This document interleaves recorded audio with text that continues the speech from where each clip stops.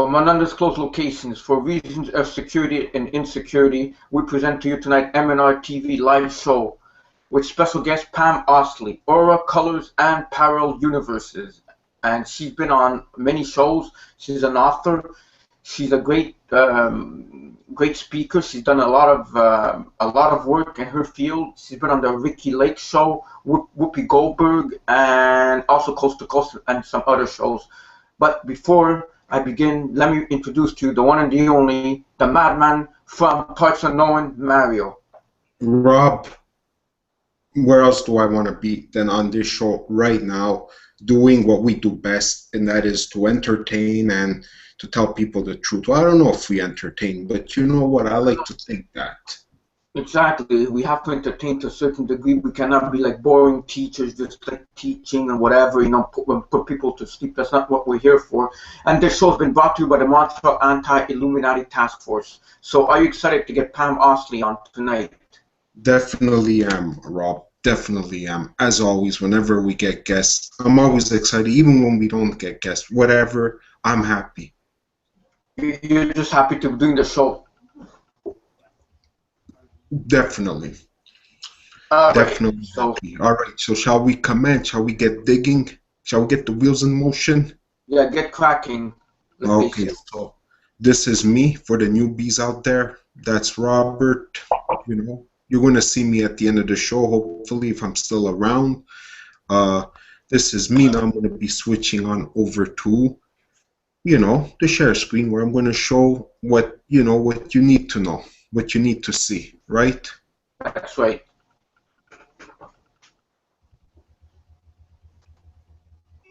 All right, so here she is, our wonderful blog at MnR Productions,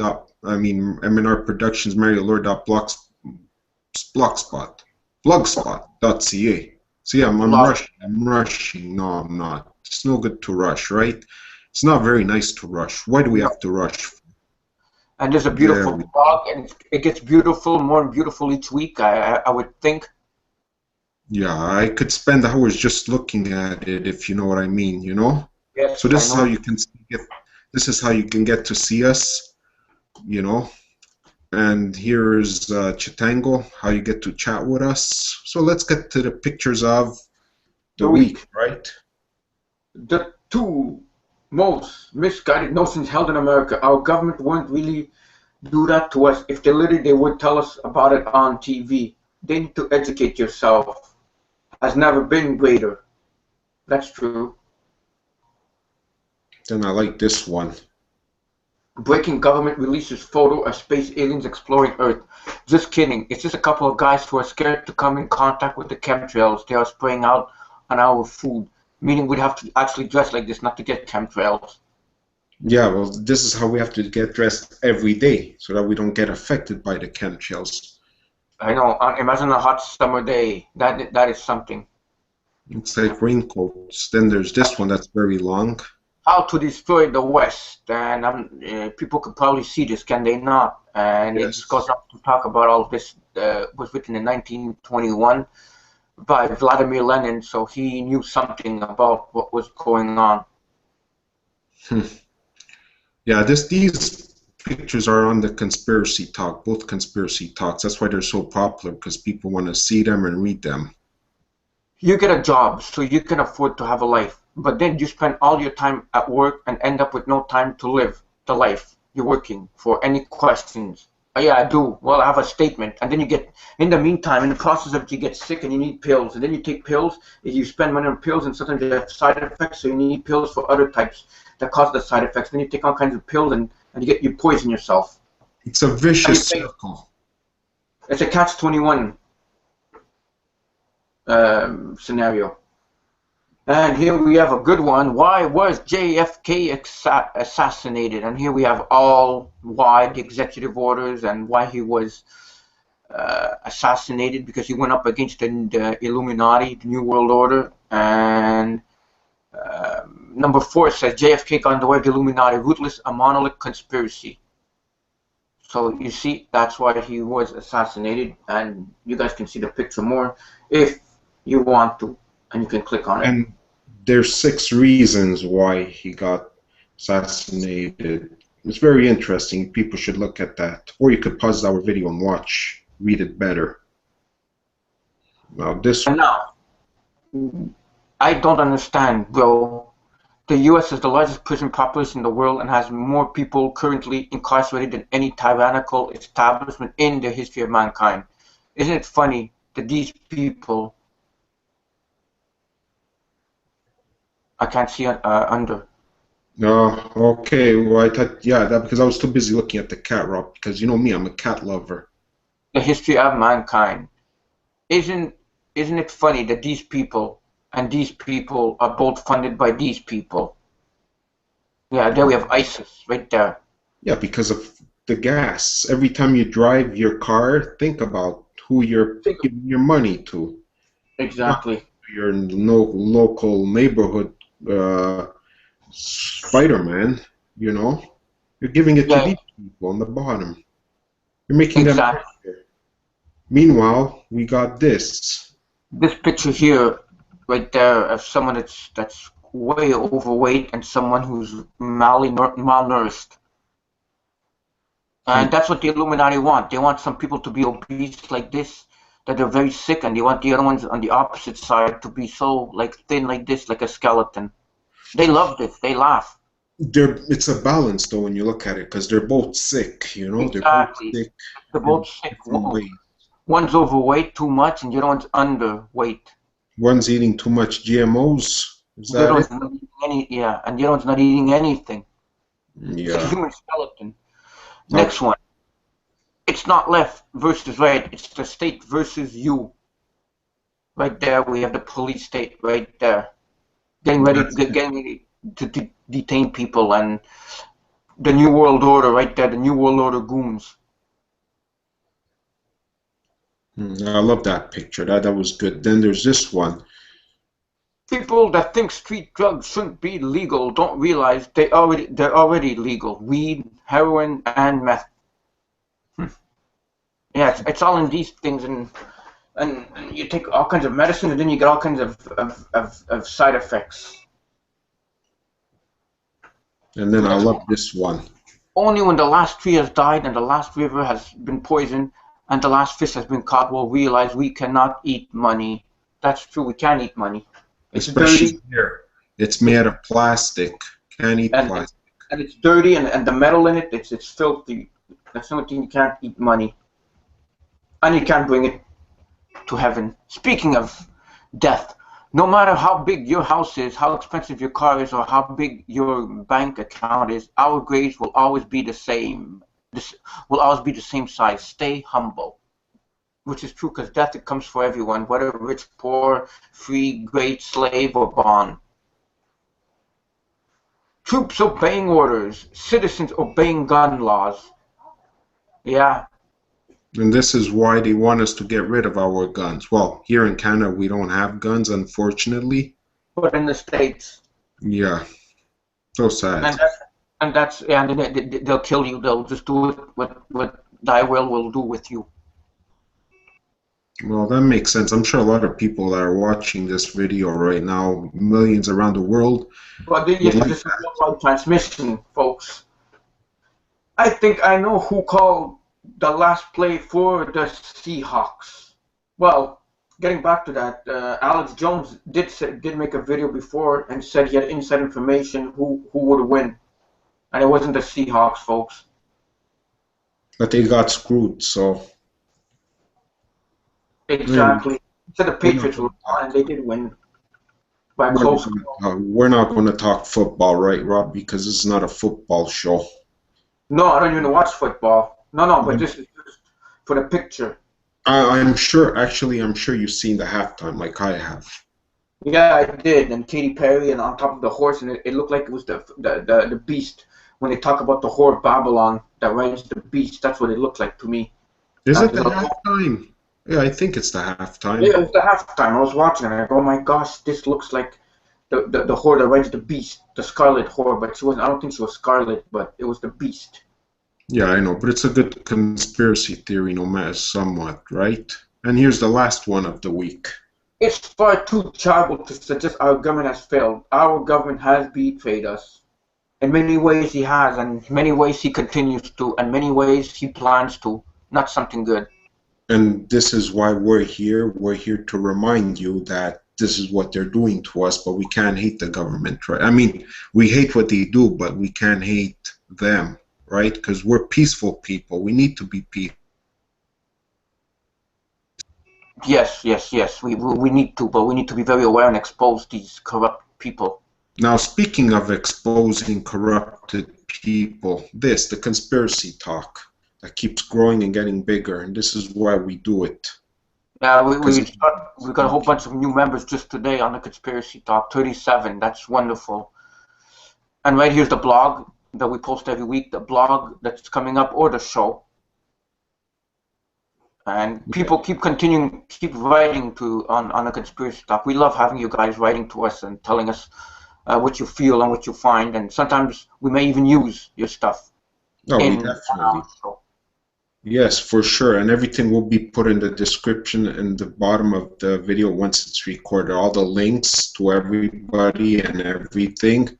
So I think we shall commence now, right? Let's get to the another part of the show that people love, right? And that's the news. Oh yeah. Oh, right? boy. Hold on, Rob. Hold on. Let me focus. Because if you can't focus on it, then okay. So here she is. Here's Canada's that first part of the news. Canada Bill C-51 could be used to stifle social and environmental movements, accuse citizens' media of supporting terrorism. Them and their terrorism. Everything's terrorism when they're the terrorists themselves. Yeah, but that's why they're doing this terrorism stuff. Like all this ISIS propaganda. They're doing it so that it's to control us. It's not to control ISIS, because they don't have to control ISIS. It's to control us, the truth seekers, and the ones who want to deliver the truth. Bill C-51, it made law, might make this article a good part of the activities of mine and other citizens, media groups, acts of supporting terrorism, and some of you engaged citizens reading this. Terrorists, if we join cells, I hope you don't snore. The clear intent of this bill is to stifle social, environmental, and indigenous justice movements in Canada. And in those specific wordings of the bill, we see measures designed to treat those who take action on social issues in Canada like terrorists, and those in the growing independent media that cover them as enemy propagandists. So if we fight against what we're doing, exposing the truth, we'll be labeled terrorists. So remember, our show might be numbered. The days might be numbered of doing the show because of this, right? Exactly, for sure. I mean, it might stop us. Exactly. So if anything happens to us, know that we've told the truth, and they don't want us to give the information that goes out. Anyways, I mean, here it is. You can pause it. This is very important. That's why I chose to put it first thing, because you know, it's like all the people, the millions watching in Canada, and soon the United States will probably be getting this, and around the world. It's all coming to a country near you, unfortunately, but it's very sad that they actually did this. They fell right into the trap, the ISIS trap. Exactly. But oh, they did. Yes, they sure did. Okay. The next one. The big corporations, Rob. It's all about the big corporations and how they rule the world, you know. This is it. The ugly Walmart truth. Some managers treat workers like dirt. Ain't that the truth? A manager comes forward to reveal the corporation's abusive culture and the way it retaliates against workers organizing for change. Low wages, no benefits, irregular schedules, and unreliable hours are just some of the horrible working conditions most Walmart workers have to endure. Yet, when I ask some of the workers what they consider the worst part about working for the corporation, they didn't mention any of these wretched labor practices. Instead, they gave all the same answers. Disrespectful managers. These managers have committed offenses big and small. Some have refused to return a hello from their workers. Others have forced workers to do heavy-duty work despite medical conditions and pregnancies. And worse, one manager even told an African-American worker that he'd like to put a rope on his neck. You know, that makes me want to That makes me want to not go to Walmart anymore. And when I see one of those managers, just tell them off. Is this any Walmart or is it a Walmart in the States? Maybe. I don't know how it is here. All I I know, Rob, come on, know man. I work at Walmart here. Rob, don't go too far. Jobs are all going to be like this soon. You know, even for the person that has a big education, they will be treated the same way. Just because you have a diploma hanging on your wall doesn't mean that you're any kings, I and know. you will be not getting the job you went to school for, because that's like normally the reality. And some of the and it says there's some of the managers that have to work 14 to 16 hours a day. Anyways, it's all they're slaves. Everybody's slaves. Anybody running Exactly. after Why money is a slave. to work so much? What? What the heck for?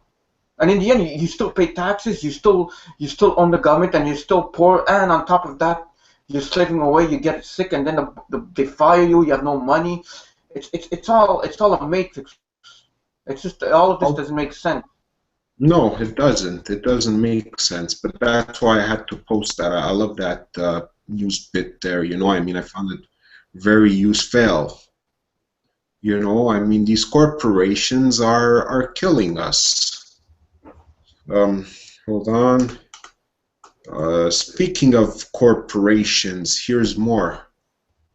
12 major corporations benefiting from the prison industrial complex. Prison labor in the U.S. is referred to as an insourcing under the Work Community Opportunity Tax Credit. Employees receiving a tax credit of $2,004 for every work-release inmate the employer has a reward for hiring risky targets groups. The workers are not only cheap labor, but they're considered easy to control. They also tend to be African American males. Companies are free to avoid providing benefits like health insurance or 6 days. They also don't need to worry about union demands for vacation, raises, or family issues. According to the Les Business Observer, the federal prison industry produces 100% of all military helmets, war supplies of the equipment. And here are some of the biggest corporations do such practices. There are hundreds of them. And this is your first one, Mario? Oh, please, please, please. I know it sucks. McDonald's, right there. I know. I'm loving it. You know me. I'm loving it, Rob. I'm loving it. Here, the next one. And yeah, it just says what it does. It produces food. Beef patties. Yeah, exactly. And then we have McDonald's. We have another one, Wendy's, right there. It's a long time I've gone to Wendy's. I don't plan on going. Nah, me neither. Here she is. Here's the other one. Here's Walmart again. Right there. Here we go. Starbucks. Starbucks with Lady Gaga on the thing. Oops. Is it Lady Gaga or is it something else? It's a look-alike. Sprint. Sprint right there. Yeah. Right there. That used to be my very first company. Really? Yeah, my internet company. Was it good? Verizon Wireless. Was it good, your Sprint? It was okay, but then I had to get rid of it because it wasn't giving fast speed. So no fast speed, that meant no show here. Oh, I have Victoria's Secrets on top of that. Victoria's Secret right there. You gotta be kidding me. They use female inmates to sell products. Also, inmates report have been used to replace Made in tags with Made in USA tags. So you see, we don't know where anything comes from anymore. And this is what company, Fidelity Investments, 401k and other investments. JC Penney, which we don't have in Canada. Well, we used to have Kmart, but... Yeah, I wonder if at JC Penney what they sell, if they sell good stuff. It's probably all made in China, unfortunately. I'm nothing against the Chinese, by the way, but I don't like the slavery. Look at this. Avis. Yeah, look at this. American Airlines. Look at that. Oh, man. That reminds me of our good viewers, our American viewers. Exactly, right. I found that very interesting. I'm glad I found it. I found it recent news, by the way. You know, and I said to myself, this is not too shabby. just like the next one that's popping up soon, like a circus, you know, not circus, a parade, I should say. You know, a parade, you have the what you call it coming. The Okay. band. No, not the vans. There's a word for it. Attempts to recreate Big Bang begins March 2015, while gates of hell soon open to the destruction of all creation. Let me guess, they're going to do the Hadron Collider, right? Yeah, CERN. There CERN, yeah. you go. With the reopening of CERN's largest Hadron Collider in March 2015, two leading and well-respected scientists, theoretical physicists and cosmologists Stephen Hawking and astrophysicist Neil deGrasse Tyson have recently issued independent warnings that were looked at through the eyes of the supernatural war taking place right now upon our planet Earth between the forces of good and evil send us a clear message. This is it. The reopening of CERN will bring together scientists playing with unknown forces attempting to recreate the Big Bang as shared in the first video below. The moment of the creation of the universe. I got a feeling that's very dangerous. It is. They don't know what the hell they're playing And with. look at CERN's headquarters, the symbols of Shiva, dancing the cosmic dance of death and destruction. I'm telling you, this is a whole show on its own, Rob. Yeah, exactly. And even Stephen Quayle says they're opening the gates of hell. Now that's a whole show by itself. Super colliders, subliminal, and stargates. Illuminati's plan for Satan's arrival. Oof. And the fallen angels. Exactly. Right there, and there's a lot of videos on that. Maybe I just hope maybe it's part of the end times. Maybe it'll open up a bigger portal, and they're all gonna come out even more. Yeah, it's like the movie. What was it? The Avengers, the first Avengers we've seen. Exactly. Portal and what came through the enemy, and there she is, Rob. Yeah, Shiva, right there. Shiva, right there. That's the demon. So, I mean, when I saw that, I was like, wow, this is worth bringing up on the show. Exactly. Because you know, pardon? Okay, no, I was gonna say, all right. The next article, Anti-Syriza propaganda begins. Greece framed as emerging hub for terrorists.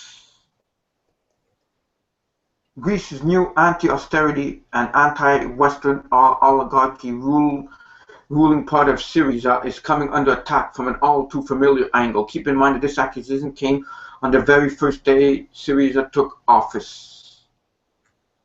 According to CNN, there may be 200 people in the country with links to jihadist groups such as the Islamic State of Iraq and Syria, ISIS, or the Al-Nusra Front. Supposing this true, should we not look at those who funded and created these groups, namely Western nations? And there's a supposed leader of ISIS right there.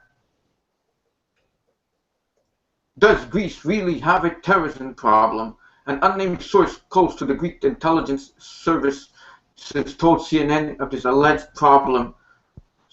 So far, we all know that this could be a complete lie, probably from the mind of a pro-Western anti-Syriza propaganda agenda working for Wall Street and the City of London, meaning the Rothschilds. Doesn't look good, does it? No, I mean, you saw what happened. They had the ISIS video that they burnt the guy in the cage. I think it was yesterday that they started showing it, but it's probably from January that they burnt him alive in a cage, and then they dumped rubble on him. Yeah, I know. I've seen that. I mean, no matter what, it's still, you know, heartbreaking to see that. It's like, come on, man. What kind of barbarianism is that? You know? Well, yeah, and because the ISIS says that nowadays beheading and shooting it's not cruel enough. Now they want to impale people. Hmm. I saw a video where they impale you through the mouth, and it goes right out. It goes in your mouth and it goes right through your stomach and through under the stomach and out between your legs. Yeah, and that is sick. Rob, you shouldn't be giving ideas. No, it's already been done. I saw that today. Okay, the next one.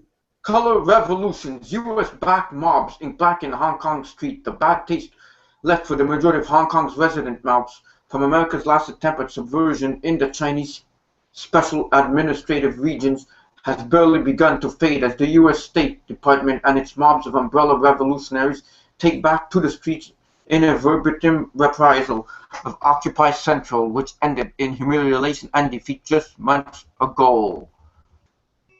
Led by the exact same exposed corrupt opposition leaders of the clearly diminished movement was unable to occupy any part of downtown Hong Kong. The number of protesters was put around 5,000 by Hong Kong's police, while the movement leadership claimed their numbers were more than double of that. Just heartbreaking hearing such things. Yeah, because Hong Kong, they're not treated any better. It all comes down to the corporations again. That's, you know, these big corporations, they're, you know, I don't know, they're not the answer. They're not the answer to any of the above or any of the below, right? No, they're not at all. Because they're no good. They're simply no good. Former FBI Chief Ted Gunderson exposes chemtrails, then poisoned. We can't forget about those old chemtrails, can we? No, this is old news, but I'm still, you know, we always have to talk about chemtrails. Chemtrails must be stopped. This is genocide. This is poison. This is murder. By the United Nations, this element within our society that is doing, this must be stopped. So let me guess, he talked about it and they poisoned him after. That's right. That's what the title says, Rob. And that's what the article says right there. There's a video, you guys, if anybody wants, you can go watch. Because he was a whistleblower. Well, that's what happens, you know. They try and kill off the ones that are talking. So that means they're for real, that they're true. Chemtrails do exist. Yeah, they do exist, for sure. We see them all the time. Well, you know, I mean, people can still see them, but they still don't want to believe it, you know? I mean, they're too busy going out and shopping and looking for new computers and cell phones. And, of course, if it's to watch our show, it's good. But if not, it's not. Okay, so now we're going to get into UFOs. The 1941 Cape Girardeau UFO crash on its website, www.ufocenter.com, to the Seattle-based National UFO Reporting Center, has accounts of 1,857 UFO sightings observed throughout most sections of Missouri since the 1950s. Because only about 5% of UFO witnesses actually report their experiences, the total number of Missouri UFO encounters is no doubt much higher. An account of a UFO crash in southern Missouri predicted the well-known Roswell crash by almost 6 years. In 1991, the late Leonard Stringfield, an early UFO investigator and former civilian consultant to UFO operations at Wright-Patterson Air Force Base in Dayton, Ohio in the 1950s, published an account of an alleged 1941 UFO crash near Cape Girardeau. Stringfield's article appeared in the July 1991 issue of his Information Received, the Status Report, a monthly publication of UFO activities and investigations. The article was based on information received from Charles Mann, who was a young child living in Cape Girardeau in 1941. At that time, Charlotte's grandfather, the Reverend William Houghton, was pastor of Cape Red Star Baptist Church. So there was a lot of stuff going on. It says he describes the bodies as he does three entities, non-humans, lying on the ground. He saw three entities. Two were just outside the craft, and a third somewhat further away. He described the bodies as hairless, large heads, big eyes, small mouth, and very small ears. The Reverend Huffman said the dead individuals were about 4 feet tall and seemed to have no hard bone structure, but very long arm and fingers. Now, what were these things? These aliens that are died. If they were fallen angels, why would they die? Fallen angels can't die. So I'm thinking it's probably hybrids Yeah, definitely. We'll know. We'll know eventually. that could die, like the Nephilims. We'll never know. Well, in time we'll know. Not now. Now's not the right time for us to know, but we will know. And these ones are 44 feet tall, very short. So not very good, that's for sure. We won't. We don't want to. I don't want to meet those things. No, who does? I Yeah, mean, they're not not me. pleasant. Exactly. Yeah, we're going to be talking about UFOs and that because what would the MnRTV live show be without them UFOs? And here's the next one. Mysterious sightings in Australia skies. Look And at that. it's a bird. It's a plane. Wait a second. Something very strange has been happening in Australia skies, baffling even the nation's top Air Force safety experts. It turns out that the pilots have been reporting sightings of mysterious flying objects for years, but these cases have been kept hush-hush. It's only now that they are finally coming to light. And it's all thanks to two curious scientists, Paul Dean, a Melbourne-based UFO researcher, and Keith Basterfield, the author of UFOs, The Image of Hypothesis. The duo were fascinated by an Australian Transport Safety Bureau report in an incident near Perth on March 19th last year involving a flying object, so they delved into the case and in that process discovered evidence of other similar encounters in Australia. They have been kept a secret. Oh, there's a lot of secrets that they keep. No, yeah, they love to keep secrets. But one day we'll find out the secrets, you know? Exactly, oh, for sure. Oh, there's just so much secrets that they can hold before the secrets come out. Exactly. We need to investigate. Exactly. So, and there's the rocket ship right there.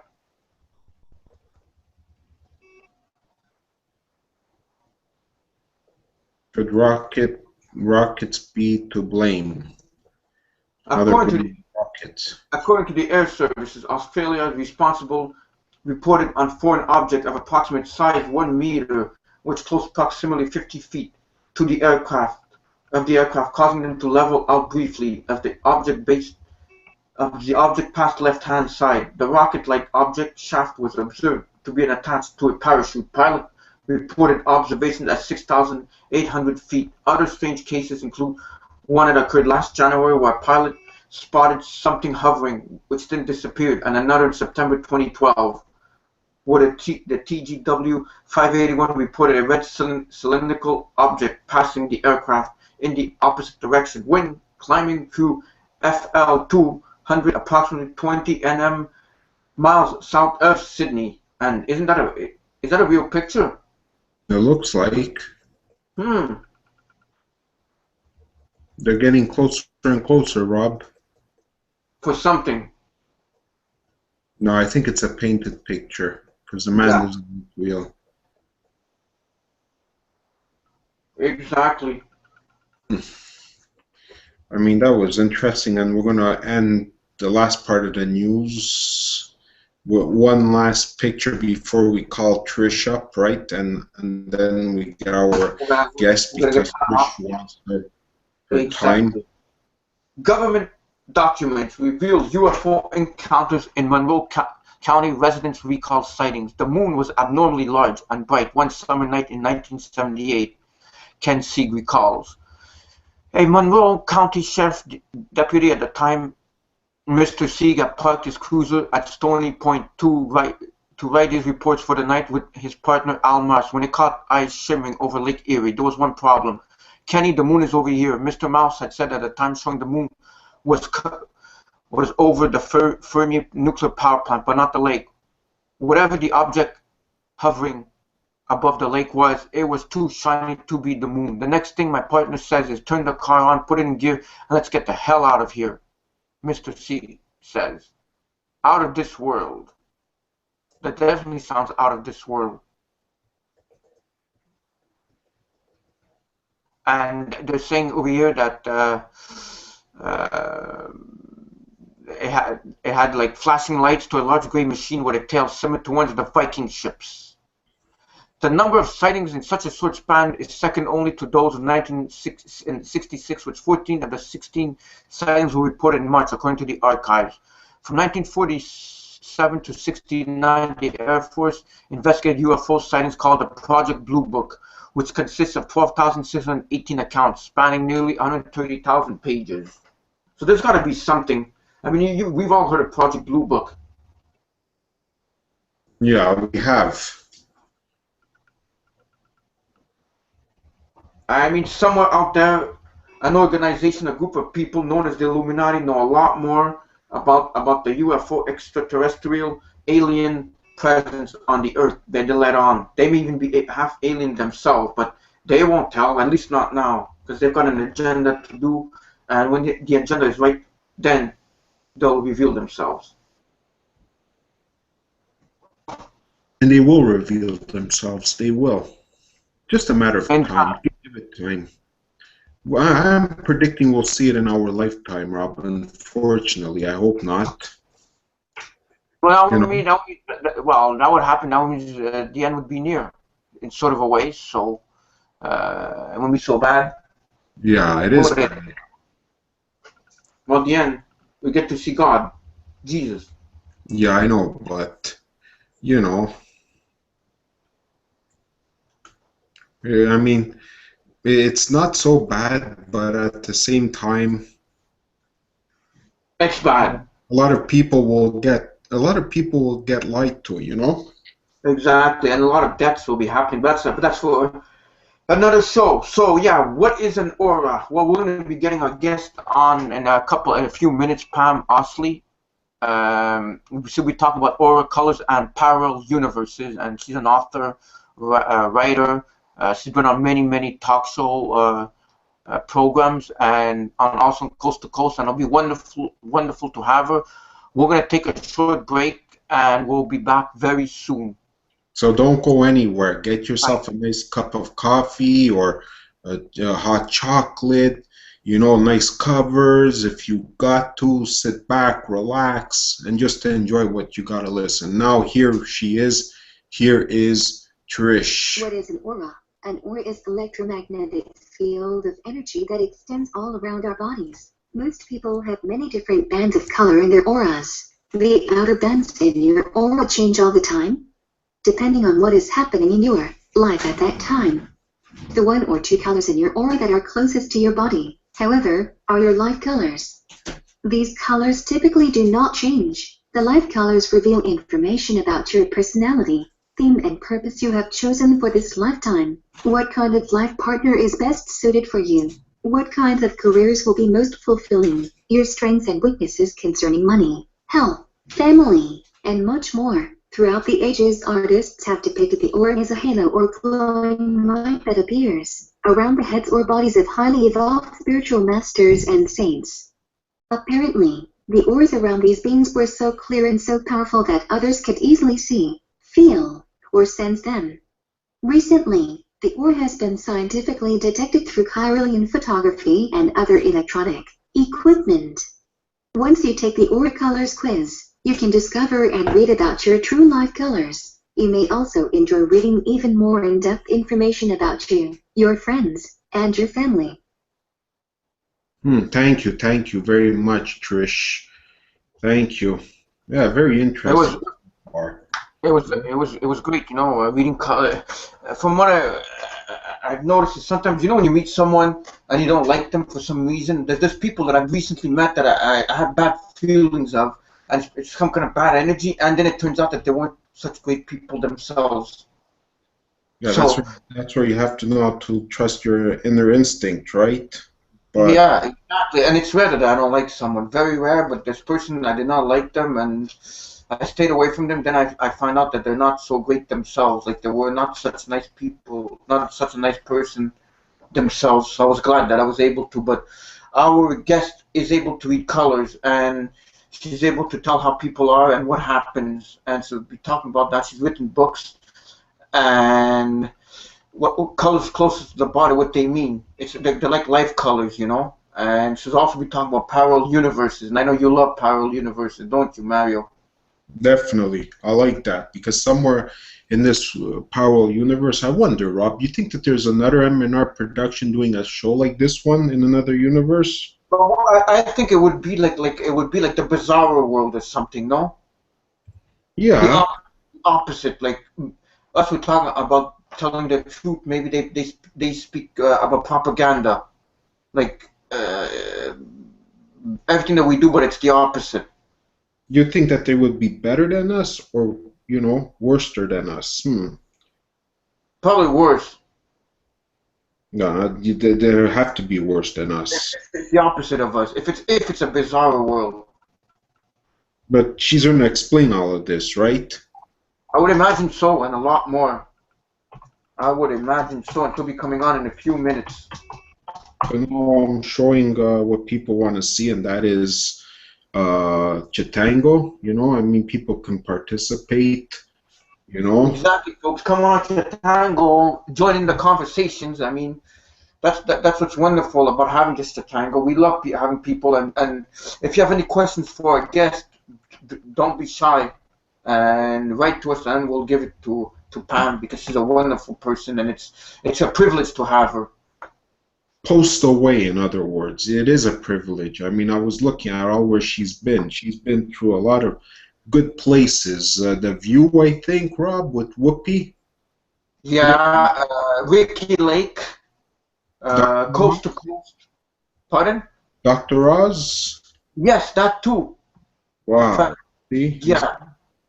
So we're getting a pretty good guess, and we're getting this because one of our fans suggested that we get her, and I said, "Oh, is that possible? Can we get Pam?" And they pointed us in the right direction. You see, and if any of our viewers out here want to get certain guests, just ask us, and we'll do our best to get them. Definitely, because We're here for you guys. We're here to say the truth, learn all kinds of stuff with you guys, and also expose everything that's going on in the world today. We're not here for our benefit. We're here for your benefit and to get the word out. yeah, I mean, what else could we be doing right now? Posting on the conspiracy talk. That's what I'd be doing, you know? But then Yeah, again, I posted a conspiracy talk for the show, so, it goes hand in hand. yeah, it sure does. Oh, for sure, for sure. But yeah, so she's like you said, she's been in many places. She's written books. Her books on Amazon.com. Uh, so it's going to be great. I will be when she comes on. As you all know, I will be posting up her websites Her and website's www.lifecolorscity.com and www.auroracolors.com. they will also be in the description. So if anybody wants to go deeper into the great subject or topic and get to know the guest even furthermore, well, there's ways of doing it. Well, for sure, I agree with you 100%. And this is her website right here. Well, she has two, Rob. Yeah, this is one of them. This is one of them. Yeah, Exactly. I'm posting it right now. So, yeah, right there. So it's going to be wonderful having her on the show. Right there. Okay, good. Now look, what do your aurora colors reveal? Aurora colors and your health. What exactly is an aurora color? It's going to be great to have. And where are we now? Let's get her on. Are you ready? I'm ready, Rob. I'm ready. All I'm right. ever ready. Very All right. ready. Let's get Pam on.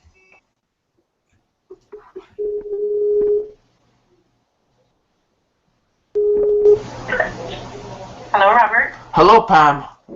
How are you? Good. Welcome to the MnRTV live show. Thank you for having me on your show. Oh, it's an honor to have you on our show, and so how have you been? Excellent, thank you. Great. Gorgeous here. It's warm. We're just about ready to have a beautiful sunset here in Santa Barbara, and you know, I can't complain. I'm not in a blizzard. I'm not in freezing cold weather, and it's gorgeous. Well, where I am here, it's we're here located in Montreal, Canada. It's very, very well. It's been very cold, snow, everything. It's just, and like I told you in the past last week that I do not like winter at all. That's because you have some yellow in your aura, and yellows need to have warm weather. Oh yeah. So getting to that, are you able to read the aura colors? That's Yes. even how do you do it? Because you've read mine already, have you not? You said I'm yellow, right? Oh, not just straight yellow though. This is what I do. So are we on the air right now? Yes, we're on the air right now. All right, let me do this then. This is how I get a visual, and then you can explain to people what an aura is and what I'm doing. But and I can see your photo, but what color hair and eyes do you have? Dark brown hair. Eyes and Dark hair. brown eyes. Yes. Yeah, I can see from your photo too, although photos are not always accurate, which is why I want to get a signal on somebody. You're actually yellow and violet, and those are amazing colors. Those are the same colors as George Clooney and the Beatles and Elvis and Spielberg and George Lucas. So just to describe what that means, well, can I explain to your listeners what an aura is first? Go ahead. Yes, for sure. Go ahead. So what I see, it's an energy field that radiates off of everything, especially living matter. It's the easiest thing to see. And even if people can't see the aura, even though, you know, a long time ago they used to paint halos around people, it's like, that's an aura, okay? They saw them and felt the auras. But even if people can't see them yet, we all feel them. That's why you can meet somebody for the first time and feel comfortable around them and not mind standing close to them, and other people you just back away from, you're not comfortable standing too close, is because you're feeling their energy. And so what I see, and different people see the aura differently or experience the different colors differently, and that doesn't mean that somebody's wrong and somebody else is right. It just means we're experiencing it differently and having different visions. Just like we taste food differently. I explain to people, there are people out there that like Brussels sprouts, and I know they're not tasting what I'm tasting. So a lot of people see the aura differently, and they see different colors. The way I see it is I see lots of different colored bands. They're layers. There's a layer next to your body, and then there's another layer outside of that, and then there's other layers outside of that. And what I talk about, what I focus on, are mostly the life colors, which are the one or two colors of bands that are closest to your body. Those are the colors that reveal the theme you have for this lifetime, your personality, the careers you're going to be the most fulfilled in, how you are with money, what relationship compatibility for you, what you need in a relationship and what's going to work for you, and who you're not going to be compatible with, all kind of, even potential health issues. They're all revealed in those two colors. Those show your personality. And so there's outer bands, and there's lots of different layers. A lot of people have about 6 feet of bands out from them, and you violets usually have bigger auras, and I'll tell you more about that in a minute. Okay. Because you need to reach the masses, so violets have to be seen, so their auras get a lot bigger.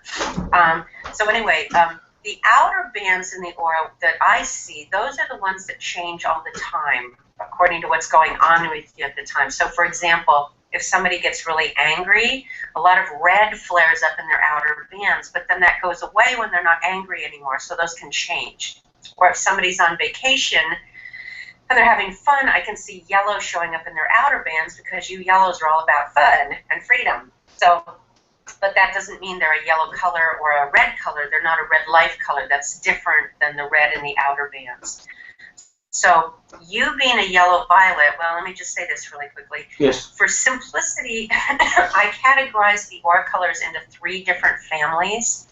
There are the physical colors, and those are the colors that get what's real through their physical bodies. And those are reds, orange, magentas, and yellows. Yellows like to touch and feel and ride motorcycles and hike and be out in nature, and so yellows are ultimately, and this is the opposite, this is different than a violet, so stick with me while I describe both your colors. Okay. Yellows are big kids. They need variety. They like freedom. Yellows, if they had their way, Robert, wouldn't be working at all unless they were having fun with it. They need freedom. They need variety. And if they do work, they either do creative work, like they're musicians and writers and artists and designers, filmmakers, things like that, or they get into the healing fields, because you yellows are the best huggers on the planet. Yellows like sex. They like to touch. They like to hug. They like to be in nature. They need sunshine and warm weather. Yes. Yellow, okay? Southern California is very yellow, okay? But all yellows get into the physical fields. So they're landscapers, or they're contractors, or they're, mechanics, anything that works with their physical body. And then I see the mental colors, and those are the colors that get what's real by analyzing things, by logic. And you may have added that in your outer bands, Robert, but you're not. You're a yellow-violet. So in the mental family, there are 4 different kinds of tans and green. And I can go into depth with any of these colors that you want to talk about. I'm just getting to yours. Those are the mental colors. They analyze things. They need data. They need logic. They need, and tans are usually about security, stability, practicality, jobs. They want paychecks. They want security. They want jobs. And those are the colors that can stay, work in the same place their whole lives, which is the opposite of a violet. Okay, so then I've got what we'll call the emotional colors, or the spiritual emotional colors. And those are blue, violet, indigo, crystal, and lavender. And those are the colors that get what's real through their intuition, or their inner vision, or their psychic abilities, something on the inside they get. That's what's real to them. So since you have violets come, like blues come from the heart. It's all about their teachers, counselors, and nurses, and they're very emotional, and they need to help people, and they need to be married, and they need to have love and family. But they tend to rescue people. Violets are the visionaries that come from the third eye chakra. So you violets are visionaries. You tend to see things way ahead of other people, and then you guys think it's common sense. So violets, Robert, Yes. are actually here to shift the consciousness of the planet, to improve the quality of life for people. A big word for violets, and this does apply to you, okay, Robert? Violets need freedom. They want to work for themselves. They want to do projects they believe in. They love to travel. They're visionaries. They're leaders. They want to improve the quality of life for people. I see violets getting involved. They're deeply humanitarian, to tell the truth. When violets are in power, when violets are out of power, or the negative side of violets, they can become narcissistic. It can become all about them, okay? They can get judgmental. They can get impatient, or they can get really scattered. Like violets see like 20 things they want to do, or they don't know which way they want to go next, okay? You recognize that one, right, Violet? Yeah. Robert? Yes, So yes. violets are drawn to the arts of the media, so I see them as they get involved in theater, in performing, in television, in acting, in music, in photography, in radio, broadcasting, anything that has to do with the media or creativity.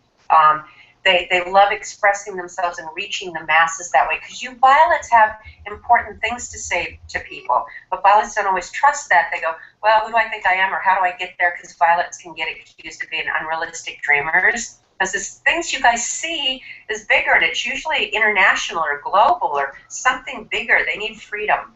Or violets also get involved in teaching or psychology. They want to help people. They're very interested in spirituality or psychology, anything that, or philosophy, things like that. Or they get involved in politics, law, or causes. Now, yellows usually don't like politics and law, okay? Right. Although Bill Clinton was a yellow violet, so was John and Robert Kennedy, Abraham Lincoln, Martin Luther King. I have a dream, I have a vision. Nelson Mandela, Maya Angelou, they're all violet yellow. Oprah's a violet yellow. So Angelina Jolie is a violet yellow. Cher, Sandra Bullock, Julia Roberts, they're big personalities. And you see George Clooney. Do you see how he's in the media? Yes. In the entertainment business at the same time? He's over in Africa trying to, make a difference on the planet, very humanitarian causes. That is common for violets. But a lot of times, Robert, you yellow violets, yellows are so cute because yellows don't know what they want to be when they grow up. Because in all honesty, Robert, yellows don't usually grow up, all right? They're That's really right. kids at heart. Yellows have a sense of humor, but they need freedom and variety. Violets have to keep growing and expanding, because otherwise you violets get bored.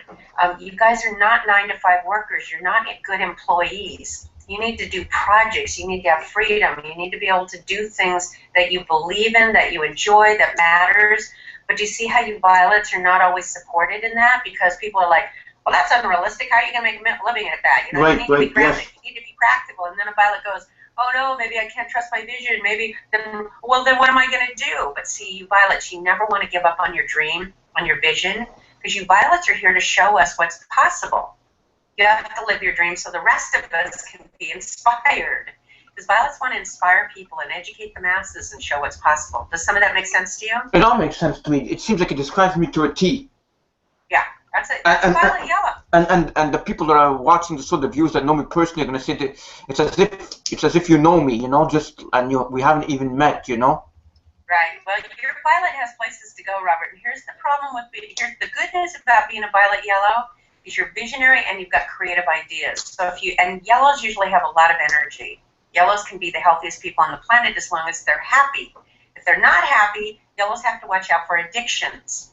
When yellows know that there's something wrong with their life but they don't know how to fix it, they have to watch out for drugs, alcohol, cigarettes, caffeine, chocolate or sweets, overeating, because yellows don't like conflict, so they go into the addictions if they're not happy. But as long as the yellow's happy, they exercise, they stay out in nature, they're physically active, they can actually stay really healthy. Yellows don't usually like getting sick. The conflict with the yellow violet is violets have these awesome visions and these big things they want to do and these adventures they want to have and the projects they want to do. And yellows, out of power, get insecure and they procrastinate. They think of all these great ideas and then they never get on with it. And the other conflict is if they work together, they're awesome. I mean, look at the Beatles, Spielberg, George Lucas. Look what they do when they're in power. They can create anything, and it's usually way ahead of the masses. Okay. Now, when what was I just going to say? So if a yellow doesn't believe the violet, if it doesn't take action, then the violet gets frustrated. They lose their vision. They lose their dream, and then violets can actually get depressed or feel trapped, and that never works for a violet. Violets have to do their dreams and their visions. So if you get what the dream and the vision is, and then you use your yellow creative ideas and the yellow healthy activity to move you forward, then things always work out. But you violets also have to create things that nobody's ever thought of before. You guys don't like to fit into the box and do what everybody else is doing.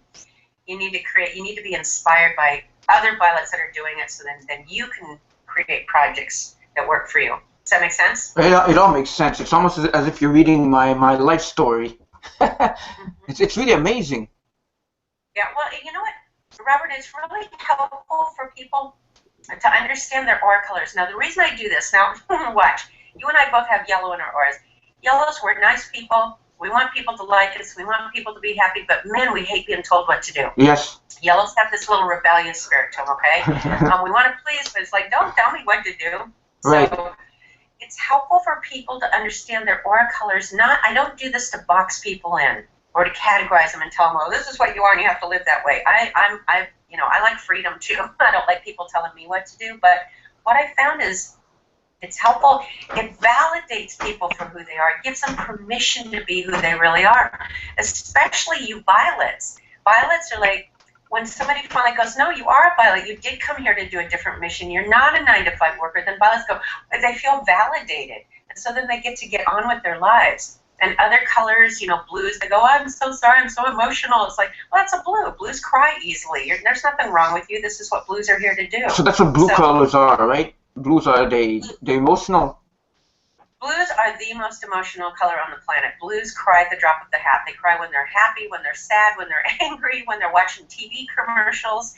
I'm a blue-yellow who's added violet, so I have the same aura colors as like Goldie Hawn, Meg Ryan, Jennifer Aniston, Ellen DeGeneres. Blues are just big loves, right? But yellows have that spunky, funny. So blues are here to give love and experience love. Yellows are here to bring joy to the planet and to help others heal and have fun here. And violets are here to educate the masses, improve the quality of life, shift the thinking, really expand the thinking here so people don't just stay stuck in a box. So I see 14 different aura colors. So the reason it's good, number one, for people to know their aura colors is it helps them be who they are. It gives them permission because each color has a downside and a positive side. They've got the out of power and they've got the in power. So I give tools on how you can stay balanced and stay healthy, and to live your potential here, and how to get out of the negative side. But it also, Robert, helps us understand each other. It helps with relationships. It helps with world understanding, because violets want world peace. They don't like it that people are out there bombing, and killing each other. I know. Come on, there's got to be a better way. And yellow violets don't like that they're screwing up the environment. It's like, you guys, the rainforest, the oceans, what are you doing? So it helps us understand each other, so we're not out there going, why don't you think more like me? You should be like me. Because, man, that is deadly for a relationship, and between countries and between races. And it's like, so once you understand that somebody's a tan, or somebody's a lavender, or somebody's a crystal, or somebody's a red or an orange, then you can understand them, you can speak their language, you can support them in living their passion and their purpose for being here, instead of, the worst thing you do to a yellow violet is try to stuff them into a tan box. Because we need tans. All the colors are good. There's no bad colors. But tans are very practical, analytical, security. They're engineers, they're computer programmers, they're detail-oriented people, but it's really about practicality and logic and data. And so they're the ones with the patience to take care of all the details. So tans will go step 1, step 2, step 3, and they'll do 1 to 10, 1 to 10. They can work for the same company their whole lives because they want the security of that and the retirement benefits. Where violets go 150, no 50. There's so many other things out there to do. I got to get to 50. And tans can get upset at that. They can go, what? That's not what do you think? But Steve Jobs was a violet yellow. Okay, so violet yellows are creative visionaries. Although Steve Jobs had a red overlay, that's a whole different thing. That's trauma from childhood. It can turn into a lot of anger. It can turn into health issues. It can turn into self-sabotage. John Lennon also had a red overlay. He was a violet yellow with a red overlay. So anyway, you can see the benefit. It validates who you are. It helps us understand each other. And then we can all get along. And it also helps with relationship compatibility. So you know which colors are going to work for you, and which colors could be challenging. I believe that with enough love and commitment, any colors can work, but some of them are going to have a harder time than others. Okay. Am I talking too much? No, not at all. A yellow violet, who in a relationship, what's compatible with them? Well, it depends on what kind of violet yellow and what you're going for. A lot of violet yellows are drawn to blue yellows because they've got the yellow fun. Blues are very loyal, monogamous, committed. They'll be supportive of a violet. They'll help them live their dreams. Blue yellows are fun. They're just, they're supportive, they're fun, so they're compatible. But sometimes if the blue's out of power, blues can get into feeling sorry for themselves and victimhood and martyrdom and self-pity and just want to stay home, and that becomes boring for a violet. So you want a blue-yellow that's in power, that's full of life and energy and loves people and loves to do the same things. Or another compatible combination for a violet yellow is another violet yellow. I can say this, boy, I'll tell you, you get two violets together and the chemistry is out of this world. Oh my gosh, violets can spot each other across the room. It's like, whoa, baby. Because violets have a lot of charisma and a lot of chemistry, which is why so many of them get into the entertainment business and why so many of them are famous. Like Tom Selleck, Tom Cruise, like I said, George Clooney. Do you see the charisma that comes off those guys? I do. I certainly do see that. That's for sure. Yeah, and that's how violets talk, by the way. They talk in visual terms. I see that, I have a vision, I have a dream. That's how violets talk. Tans talk about how they think, and blues talk about how they feel. Anyway, you get two violet yellows together, and oh my gosh, it can be passion and sex and visions and ideas and travel. It can be amazing with the passion. However, the downside of putting two violets together is both of them can have their own vision, and they got to share a vision, or they can become very independent and go off and do their own thing. That's why the Beatles broke up, who are amazing together. I mean, they created magic together, which is what violets can do. Okay. At the same time, when a violet wants their own spotlight, because especially violet women, well, I'll tell you, they can be pretty independent and pretty strong-willed and pretty. Violets are royalty. Okay, yellows are big kids. Violets are royalty. So if you get a strong violet female, Cher's a violet yellow. Okay, so's Oprah, so's Beyonce. You get a strong violet yellow, boy, you better be able to hold your own, because violets want equals. They want someone that inspires them, that shares their vision, that can have adventures with them, right? Right. But if you get an arrogant, bossy, out-of-power violet, then you're going to do nothing but butt heads, or they will run right over you, okay? Because violets out of power can get very narcissistic and very holier than thou, and then that's not compatible. Then it's going to be, and if they're not happy, they'll go have affairs. They'll go find somebody else that rings their chimes. I'll show you some out-of-power violets. Charlie Sheen is a yellow violet. He went out of power. Do you understand? He's like out of control. Yeah, well, because the narcissistic part showed up, because violet men can be God's gift to women, you know what I mean? Yes. They can get their egos big, and then the yellow with the addictions, that's trouble. Mel Gibson's also a violet yellow, who basically went out of power. You know, it got narcissistic and addictions, and, you know, it's like you have to be careful as a violet yellow, but usually violet yellows, when they're in power, God, they've got chemistry, they're compassionate, they communicate, they're fun. There's a depth there to a violet, which is what a lot of people want. They want a connection with somebody who's got depth and vision. But now that's not usually compatible with like a green. Let me give you this. Sometimes green, let me describe a green to you. And greens can be exciting to a violet, but it can also be headbutting. Greens are very strong-willed, very intelligent. Greens usually get into business. It's about nice things and money and business and corporations. They're CEOs, they're real estate people. They're very bright, they're very quick. And the only two colors that can handle the power and the intensity of a green is either another green, although they'll butt heads because they like money and they like nice things and bling and, you know, power. If they're with another green and they're making a lot of money, that can be okay, although they can butt heads. They're very strong-willed and they can get argumentative. The only other two colors that can handle the power and intensity of a green are violets, as long as violets are in power, because a violet will intrigue a green as long as the violet stays in power and is living their potential. Then a green respects that and is fascinated by it. But greens out of power, oh man, you never want to take on a green out of power. They are critical, judgmental, their tongues are sharp, they want money, they're very driven, they can be very sharkish.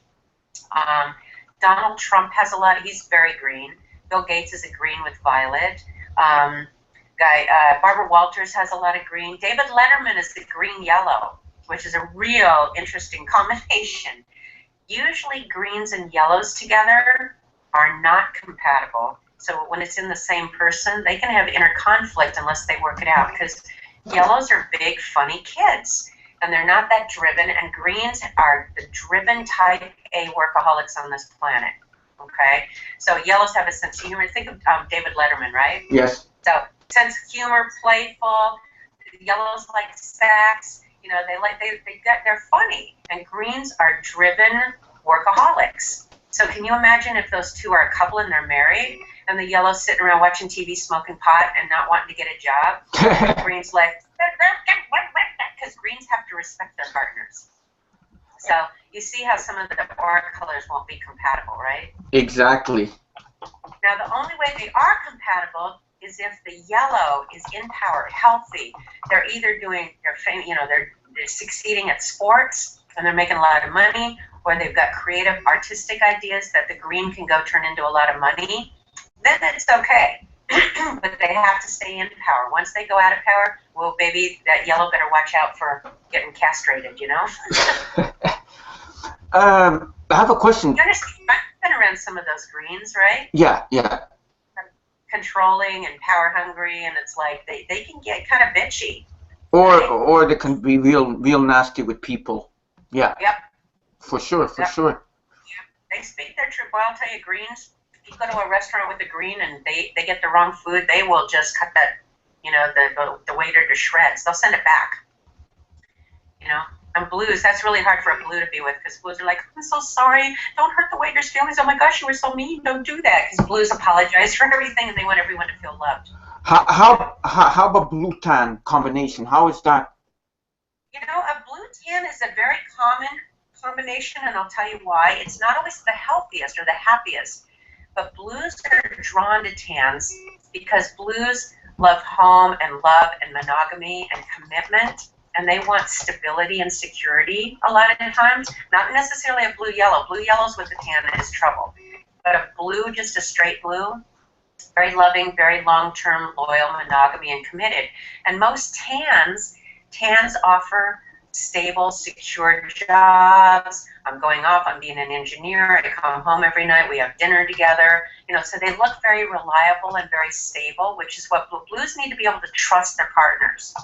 Where they don't get along is, first of all, blues are usually very spiritual. All blues spoke to God when they were little, and it's all about their spirituality or their religion and loving people. And tans do not always believe in spirituality. They're very logical and analytical. And tans are not very good at expressing their emotions. Tans tend to live in their heads more, very practical and logical and very calm. They're good in a crisis because tans will take care of the details, find the fire extinguisher, you know, get people to the exit. They're very grounded. But they're not good at expressing their emotions, and that's hard on a blue. It's really hard on a blue. The reason that Ellen DeGeneres and Portia are usually so compatible, not that they don't have their issues at times, but they're both blue-yellows. So blues like home, they like monogamy, they like relationships. Yellows like to play, they like to go have fun, they like to travel, they like animals, you know, they're playful. But a blue with a tan, you see how tans live in their heads, and then blues want to bond emotionally with somebody, and then they find that their partner is not always emotionally available. So it just depends on what kind of tan you have. Wow, this is mind-blowing. How did you begin to do this? Like, is it a gift you have, or what? Like, how did you begin seeing colors around people? Like, were you like one of the first person that said, what is this? How did you learn about all of this? Thank you for asking that. So first of all, I believe we were all born with the ability to see auras, but as children, as babies, you know, most adults don't know that, so we're not encouraged to see them. So we all have the ability to see auras. No, I did not see them from childhood.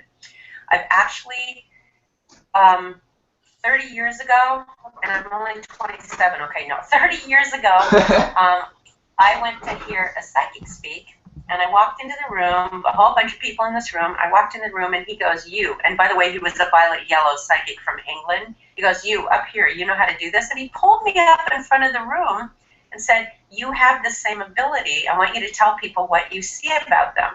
So I basically got thrown in the water and realized that I was seeing things about people that I'd never met before, very detailed things. So I started out doing psychic work. I knew one woman in the room was pregnant. She didn't even know she was pregnant. I actually saw the spirit of a little girl standing next to her.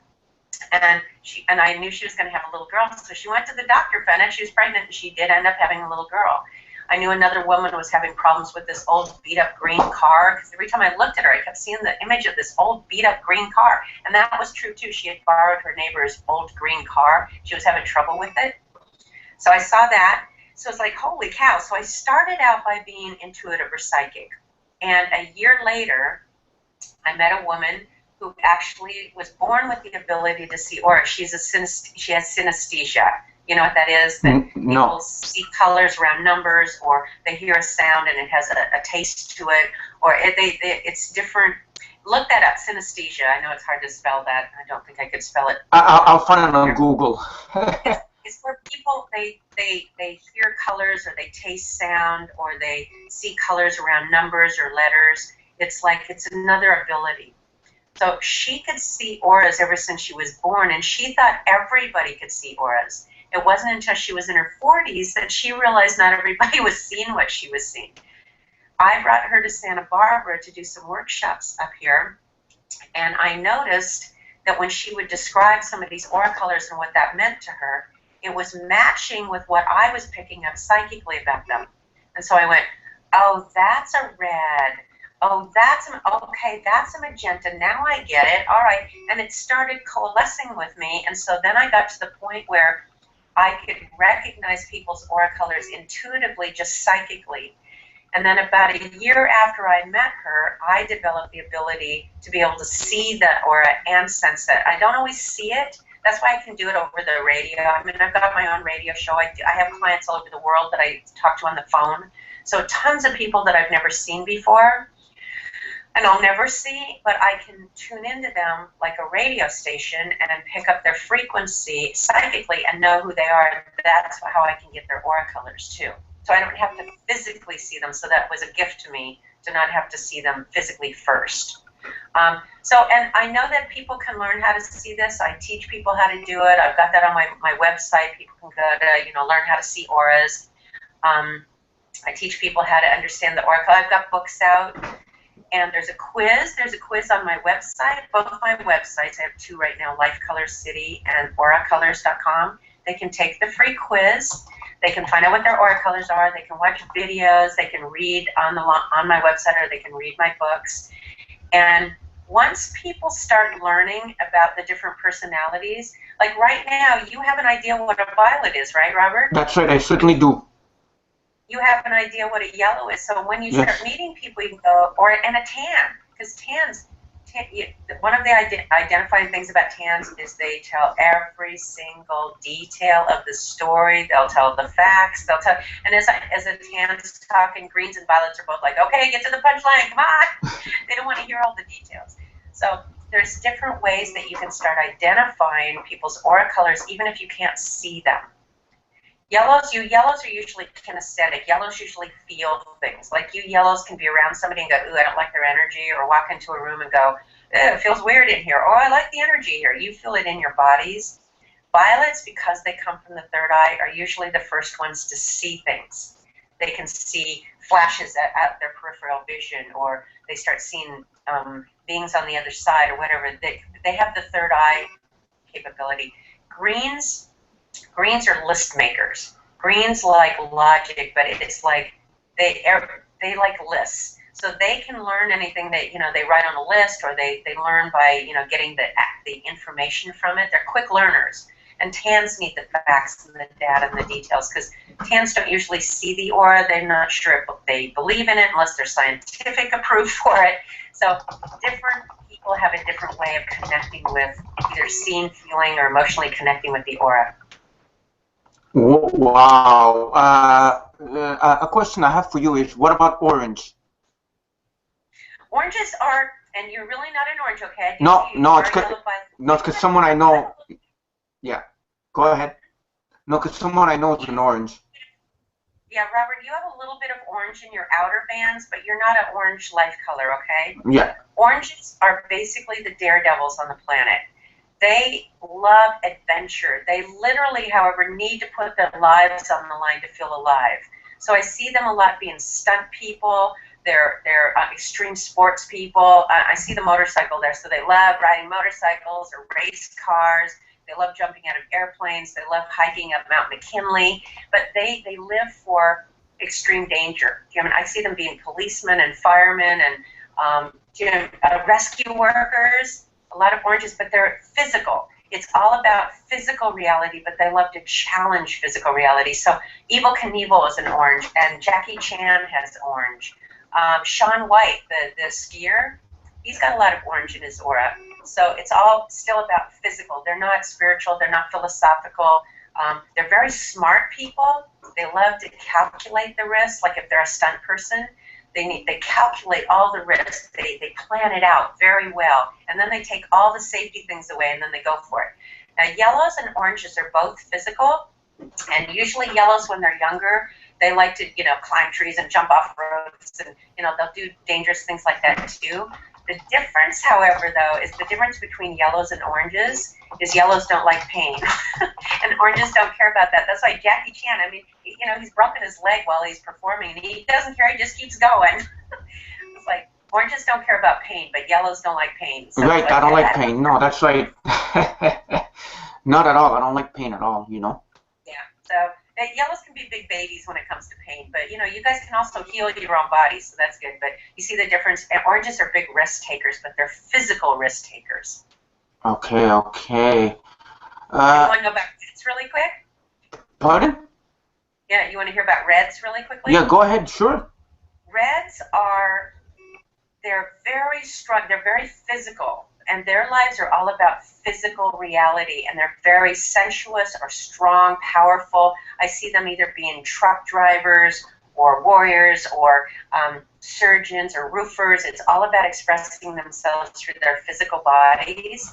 And as you can tell, reds have hot tempers. They are very smart. Either they're the salt of the earth, you know, it's like, yeah, I'm going to go drive my truck, right? Or they're farmers or, you know, construction workers, and it's all about their physical bodies.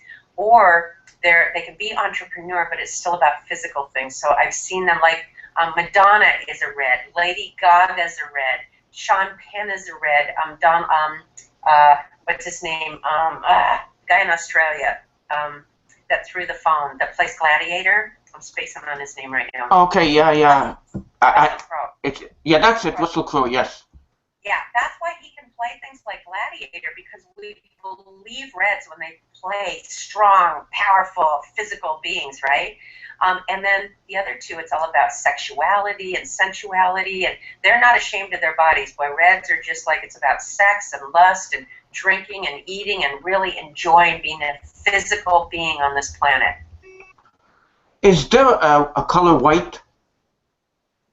I don't see a white life color. White is the combination of all the colors. Okay. What I do see is I've seen white around people on the other side. I've seen white around plants and stuff. When I do see white, somebody's aura, it's interesting, but when I see white, it means that they've had a spiritual question answered. Usually if I see an inch of white in the outer bands, it means they have a deep question, a spiritual question, or a life question that hasn't been answered yet. And then as it gets answered, it moves closer to the body. So usually the main questions when I see white around somebody, the main question that they're asking are, one, is there a God or a higher source? Number two, does God know I exist? Does this higher source have any connection with me? And number three is, what do I do with that answer now? What do I do with that information? So white is definitely a spiritual color. And remember I said that a lot of people see the auras differently. So people might go, no, I saw a lot of white around my friend or around my, my person. I go, okay, whatever that means to you, it should still fit with what you know, just because I see the colors differently. I've met a lot of people, especially children, but I've met a lot of people that see the same colors that I do. Nancy Tapp, Barbara Bowers, a lot of kids, they see the same colors that I do. But I've also met a few people, a few healers that see different colors than I do. And I go, good, well, tell me what that means. What does that mean to you? If you see pink, what does that mean to you? So, yeah, it's like, listen to what it means. And people also, by the way, I'm sure some of you or some of the people that are listening have experienced those aura cameras where they've gone to a psychic fair and had their photo taken. And those cameras usually pick up the emotional energy of a person at that time. And if you go back another day or another week, those colors might change. Sometimes those cameras pick up the life colors, but not always. I have seen some blue violets that have really strong auras. The camera actually picks up the blue violet with them. But like, I have clients that have those cameras, and I went to have mine done. And I'm a blue-yellow who's added violet.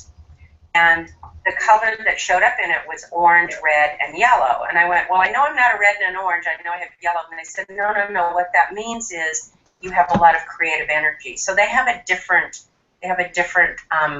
methodology than what I see. But it's still valuable. People get to see what an aura looks like. It picks up the emotional energy of what they're doing at that time, not necessarily their life colors.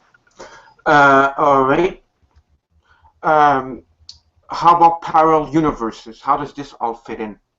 Oh, you ready to switch over to that, right? Yeah, I am. Yeah, because a lot of, the reason I was asking all these questions about different colors is because my guests were asking me, they were texting me all these questions about what does this color mean, what does that color mean, Yeah, that's fine, and they can go and check out. There's crystals and lavenders and magentas and and indigos. There's all kinds of colors out there that they can go learn more about on my website or my books.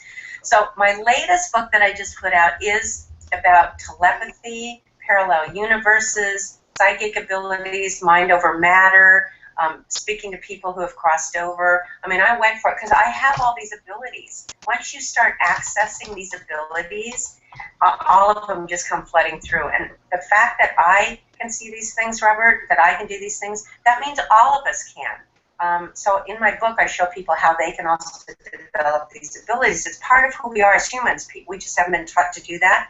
So one of my favorites is parallel universes. Now, here's the deal. I study quantum physics a lot. I love physics. Hold on. Sorry, I had like 7 clients today, and now I'm doing a show. Oh, sorry about that. Yeah, I can imagine. So parallel universes, they actually have scientific evidence to prove that there are multiverses, parallel universes. Stephen Hawking talks about it. David Deutsch talks about it. I mean, they can go look at the science behind it, the physics behind it. So because I'm such a quantum physics buff, I go, all right, now, if parallel universes really are real, we should be able to take advantage of that. Just like, we used to think there was, ages ago, they thought there was only one continent. It's like now, then they discovered that the world was round and there's more continents, and so that gives us more freedom. We take advantage of that. They used to think there was only one planet. Now we know there's the moon and other planets. It's like, all right, and that we can fly. They discovered aerodynamics. That gives us more freedom. Now we can fly places instead of, taking years to, travel around the world in a boat, right?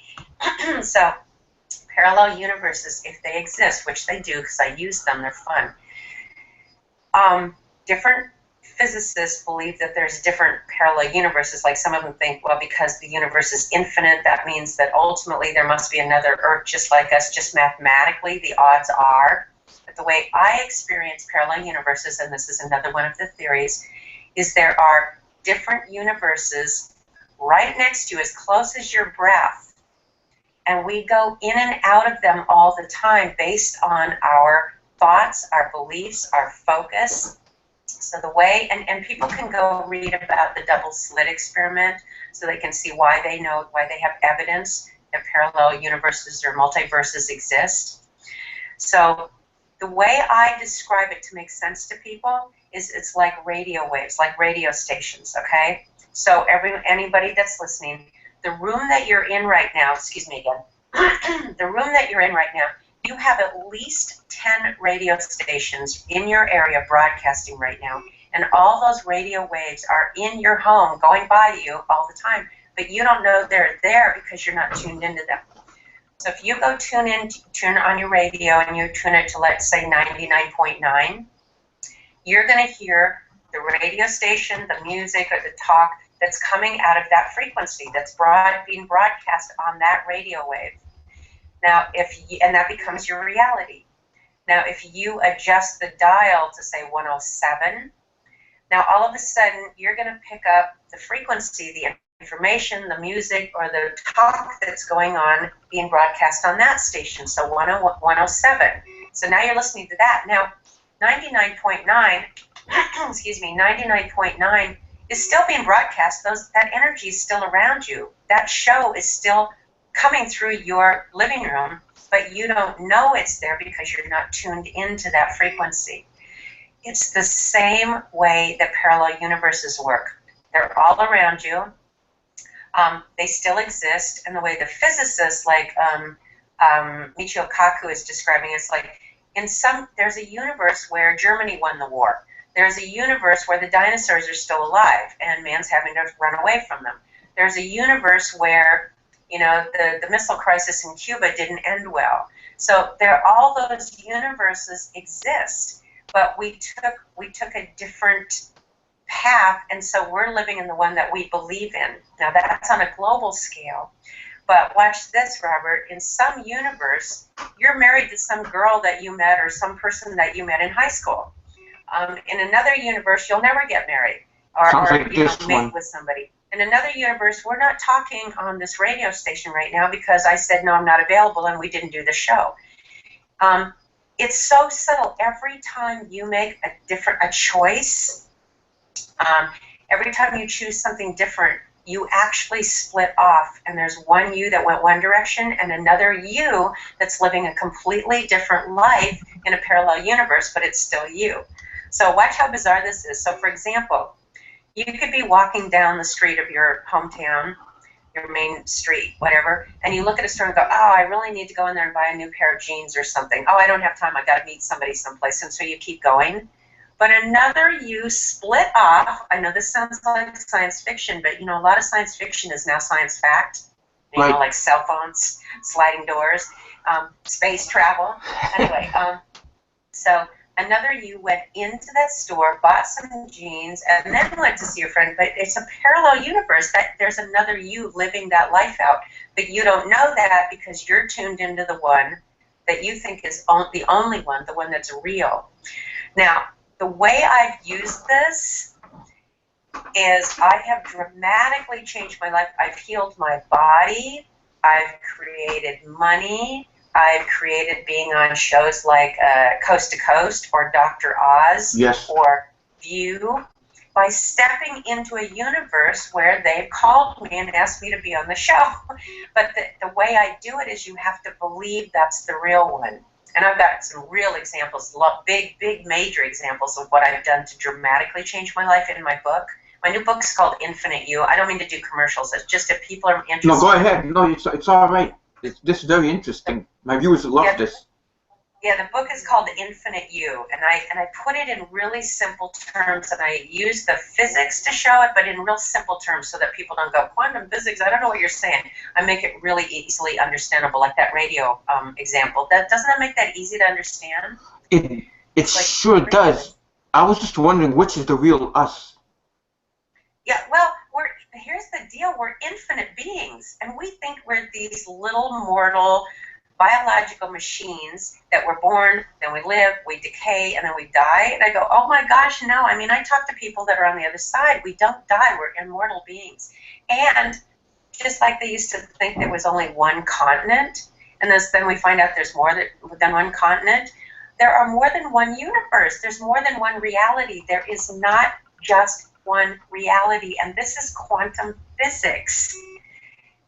This is physics. This is not some California woo-woo spaced out girl going, what the hell are you talking about? This is actually just like, look at the stuff in Star Trek and Star Wars and, you know, all those things that we used to think was, you know, science fiction back then. So much of that is science fact now. Just cell phones and satellites and iPads and, you know, all of that is quantum physics. We wouldn't have that without quantum physics. So it's like if people could really get what quantum physics is saying about the nature of reality, it is mind-blowing. It would dramatically change who we are. And this is not an ego thing. I am living proof that all these things are possible. And there are thousands of people on the planet, thousands of them, that are showing up with psychic abilities or being able to talk to people who have crossed over or people who remember their other lives, people that can see auras and energy fields. And I teach people how to go in and out of parallel universes to help you, to transform your life. So, for example, if you're lonely and you want a relationship, right. I can show you how to step into a reality where you're actually happy in a relationship. Or if you're broke, you're struggling for money, or you're living someplace you don't want to live. It's like, okay, if you really believed in a different one, you can step into that easily. And by the way, this has been in our movies for a long time. We've had everything from Back to the Future, which is about parallel universes. It's a Wonderful Life is about parallel universes. Sliding Doors, Somewhere in Time. Frequency is a really good idea, a good example. That movie Frequency is a really good idea of parallel universes.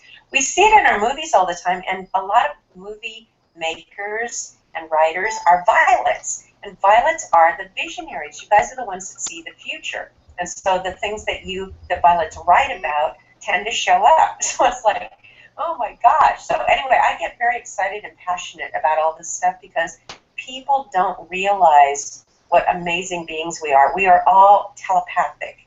We've all had the experience of thinking of somebody and then they call or you run into them. Yeah. Oh, that was such a coincidence. I go, no, that was synchronicity. That's telepathy. That's like It's like there's so much more, and again, it's quantum physics. It is physics. It's not woo-woo. So anyway, you see how excited I get about all this stuff, right? It's very fascinating, but are these alternate universes in another dimension? Well, yeah, they're in another well, you can call them other dimensions, That's other realms, yeah. other frequencies. It's a different vibration, just like radio waves. It's like, look, all the radio stations are broadcasting around you. All those waves are around you. You set the frequency to tune in to like 99.9. It's a frequency. It's a wave. It's an energy. I mean, we're broadcasting who we are all the time. There's waves of information around us all the time, but we're not tuned into it. So it's the same way with parallel universes. They're around you right now. I mean, there's a simple one where one day you decided to wear a blue shirt instead of a white one, but there's another you that turned out wearing that blue one, another you that was wearing that white one. They still exist. So some of the parallel universes are so subtle you would never notice the difference, but some of them are dramatically different. I remember and this is in my book, but I did the example once of, I really wanted to be in this particular relationship. I really wanted to be in this relationship. I just fell head over heels in love with this guy, right? Right. He didn't want anything to do with me. He's like, no way, I'm a musician, get away from me. I never want to be in a relationship, go away. He moved a long ways away from me, and I went, wah. And then I went, wait a second, parallel universes. And by the way, this is not about controlling somebody or manipulating somebody. This is about letting go of the universe you believe in and aligning with or stepping into a realm, a dimension, a frequency, whatever you want to call it, where things are different. So it's a long story about what I did, and again, it's in my book, but I shifted into a reality, into a universe where we were in love with each other, and he wanted to be with me.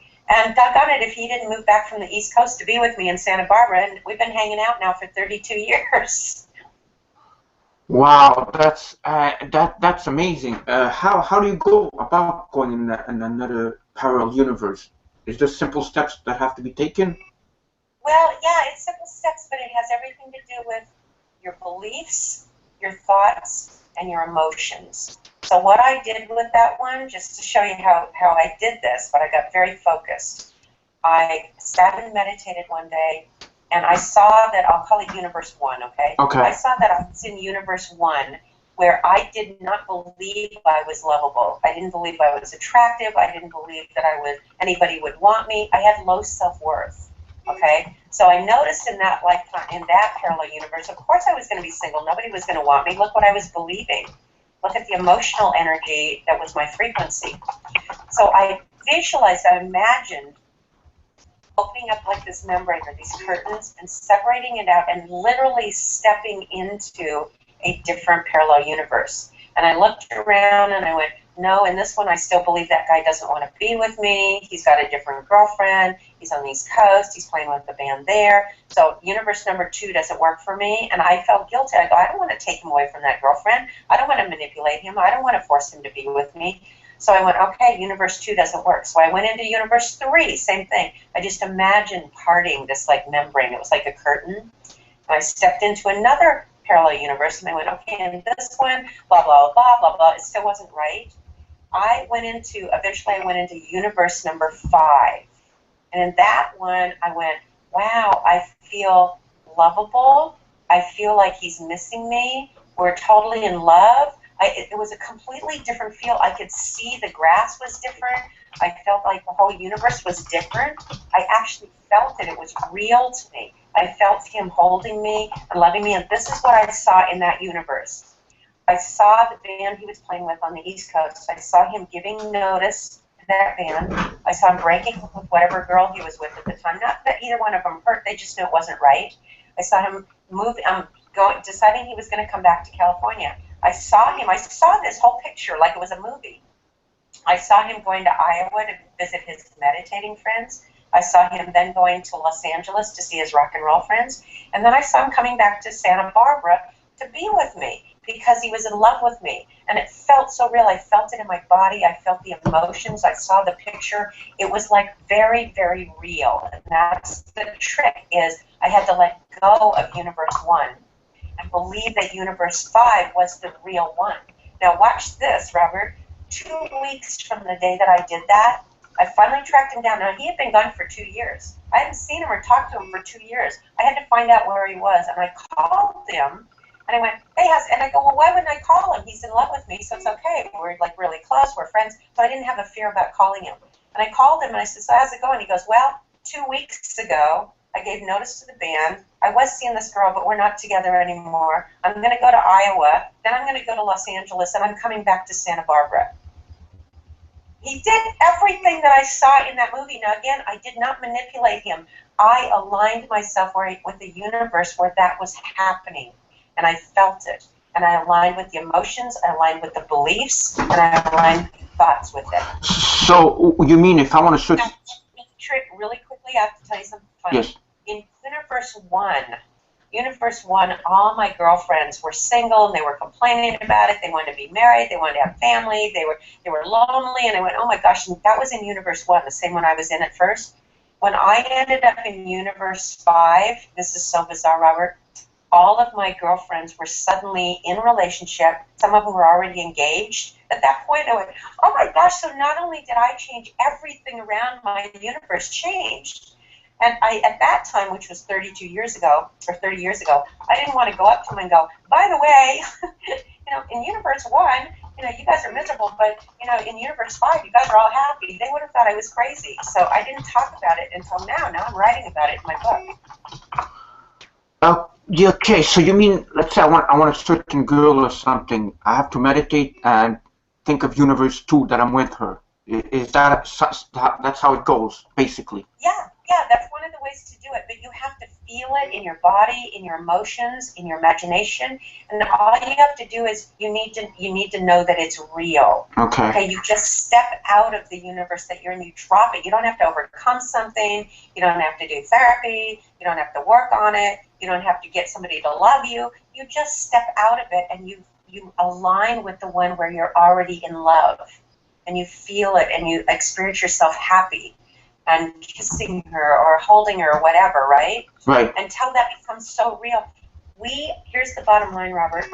We're living in the universe that we believe is the real one, the one and only one. When you start getting what quantum physics is saying, which is what, 1, there's not one reality, and 2, we create reality with our consciousness.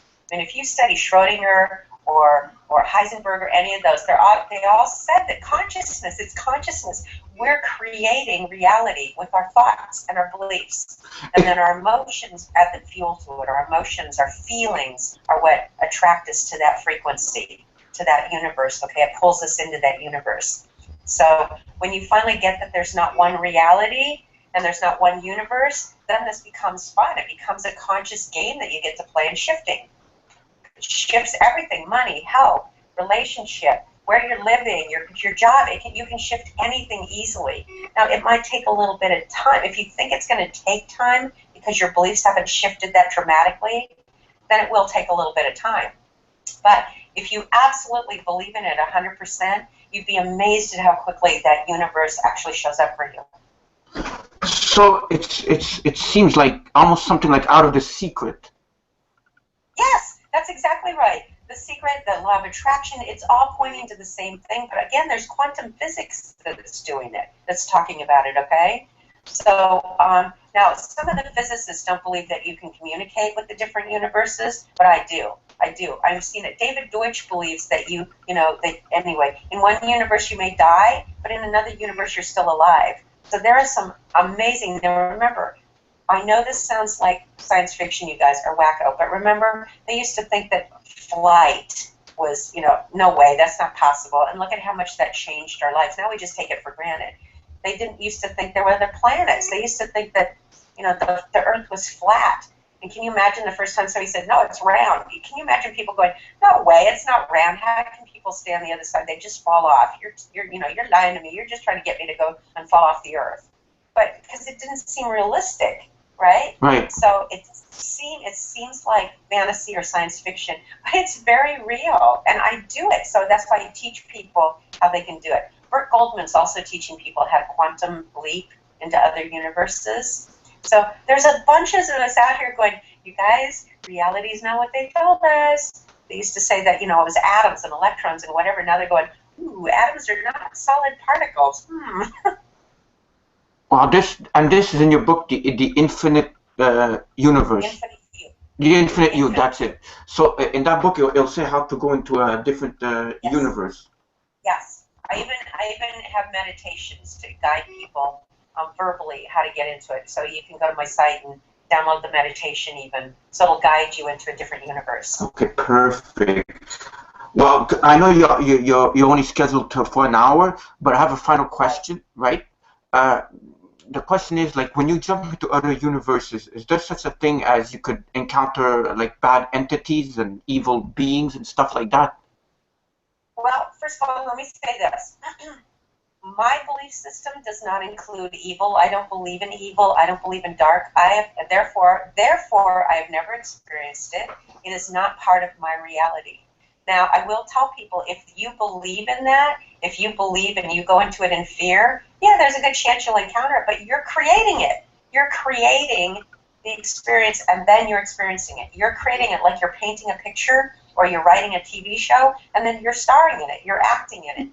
So I don't happen to believe in that, so I've never had that experience. If people want to stay attached to believing there's dark or evil, it's like, okay, go for it. Have a good time and have a good experience, but it's not anything I'm interested in.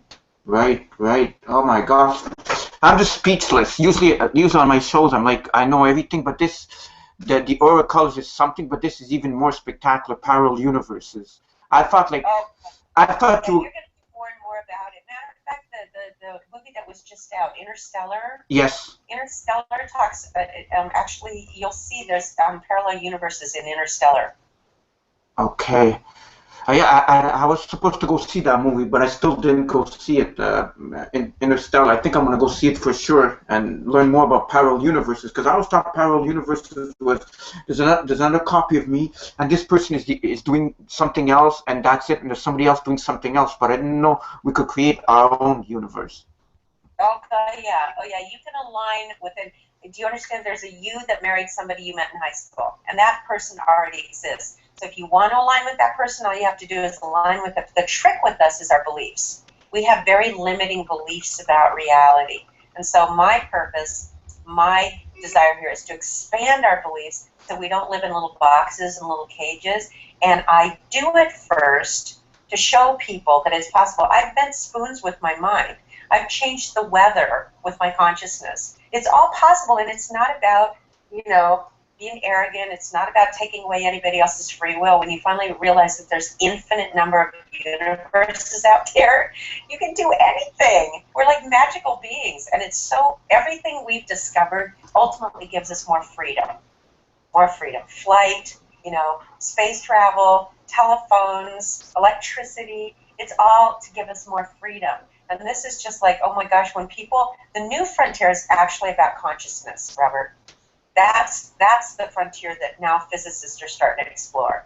So, people like Deepak Chopra and David Deutsch and there's a lot of them out there that are really looking at consciousness, because the old physicists, they didn't know what to do with consciousness. They think it's a byproduct of our brains. And they go, that's like saying that your TV is what's generating the TV shows. It's not. Those TV shows were made up someplace else. They're in the airwaves, and they're drawn into your TV show, into your television. But the television didn't create those. Same with your computer. Your computer didn't make the websites that you can go click on. They're in the ethers, and you pull it into. So your brain is like a computer, but there's an operator of the computer, and we're much more amazing, infinite, amazing consciousness beings than we've been taught. And the mystics, the spiritual mystics, have been telling us that for centuries. And now science is finally catching up with it. One last question. What happens, where do you go when you die? Another realm, another frequency. You don't really die, you just change frequencies. So there's no death there. We are infinite beings. We keep going. People have creative experiences in other dimensions or on the other side, just like what we have here. So they get to do all kinds of stuff. They're not sitting something. I don't want to upset anybody's religious beliefs, okay? Right. I talk to people on the other side all the time. I have hospice sending me people to talk to their departed loved ones. And I've been doing it for 30 years now, so I know it works. I'm not a quack. I don't scam people. I don't do that. I love people. I want to help people be happy. So we go into other realms, other frequencies, other dimensions. People's souls still exist. We're souls. And they have creative ability to create whatever they want over there, just like with what we have over here. They just aren't as limited over there because they don't buy into that they have a physical body with limitations. We buy into that we have a physical body and we have limitations. And I go, yeah, if you look at quantum physics, they're saying there's nothing physical about our bodies. It's all energy. Our bodies are not physical. We just believe that they are, so we're experiencing it. But that's a whole other show. That's a whole other conversation if you want to do it. For sure. So there's no heaven and hell. No. Well, heaven and hell is what you create. There's not a place where I see people burning in hell for eternity. That doesn't exist. What exists is what's in our consciousness, what's in our minds. So we create heaven and hell right here. We don't have to go someplace else to create hell. We're doing a really good job of doing that right here. We don't have to go anyplace else to create the experience of heaven. It's right here. That's why Christ said, heaven is within you. Heaven is among you. Heaven is already here. He did say that. Oh my gosh. You start getting me on religious stuff because I was raised religion. I graduated from a Christian college. Did you? Okay. Jesus said, if you look at John 10:34, he says, ye are gods. You're gods. And the things you see me doing, you can do also. So the fact that he changed water to wine, walked on water, raised people from the dead, healed people, calmed storms, it's like, if he said we can do the same things, what does that say about us? It says this in the Bible, if I'm correct. Yes, it's in the Bible. John 10:34. You are gods. You are gods. And it also says, the things that you see me doing, you will do also, and even greater things. And it even talks about reincarnation in the Bible, by the way. It does? Okay. Oh. Yeah. The Nicene Council took out a lot of them, but they missed one.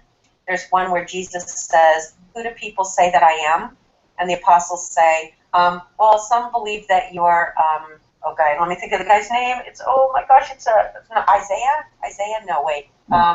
Anyway, some say, and I'm forgetting the name right now, but some believe that you're Isaiah, and some say that you're John the Baptist. And Jesus says, Isaiah, I think it's Isaiah, already came back with John the Baptist. Elijah, thank you. Elijah already came back as John the Baptist, but they killed him. So Jesus talked about a reincarnation. He said Elijah was John the Baptist.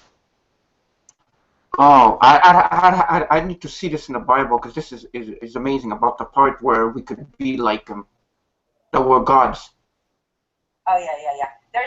There's some stuff in the Bible that I was never taught going to church and going to Christian college. I go, wait a second, they didn't teach us this. Wait, I didn't know about this. But yeah, we could have a whole conversation just on that. And I'm very spiritual. I'm not dogmatic. I'm not religious, but I'm very spiritual because I believe that's basically all it is. It's all spirituality. It's all consciousness, and we're spirits.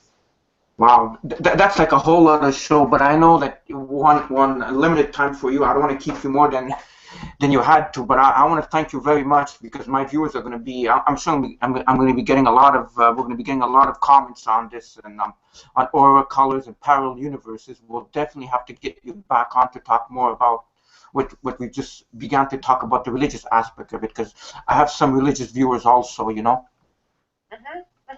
Well, it's race religion. Christ, God, we could talk about all that stuff. And I never want to threaten or upset anybody's beliefs. People are really afraid. Some people need laws. They need rules. Or otherwise, they're afraid bad things will happen. And that's totally fine. I trust whatever they've got going on with, God or higher consciousness universe. I trust wherever they are is fine for them. I tend to push the boundaries because I want to know who we really are. But I've had a relationship with God and with Christ my entire life, ever since I can remember. So I'm not putting down any of that. I want to know more about what Christ was actually saying. And what he was saying is mind-blowing. He didn't say worship me. He said follow me. And any game I've ever played of follow the leader, you do what the leader's doing. Okay? So it's like, hey, if he was doing all those things, including bringing himself back, coming back from the dead, because basically he was teaching that death has no power over us. So anyway, that is another show, and I do have to go. All right, yeah, for sure. Okay, so I want to thank you very much for coming on the show. It's been an honor and a pleasure, and this video will be up, and once it's up, I'll send you the link so you could put it all over wherever you may want to. Okay.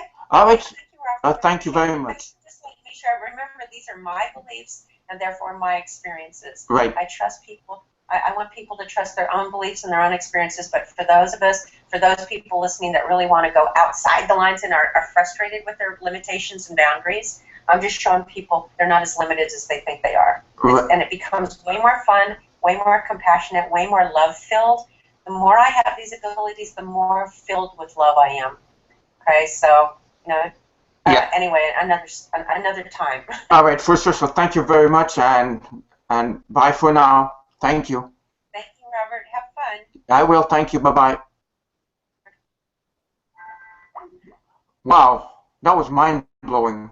Yeah, a lot of information. Glad she came on, There's a lot of research we gotta do, Rob. There's a lot of research we all gotta do. Some, Exactly. I mean, aura colors and parallel universes. Aura colors. It's like I had an idea. Parallel universes. I thought this is a whole game changer. It's like something totally new to me.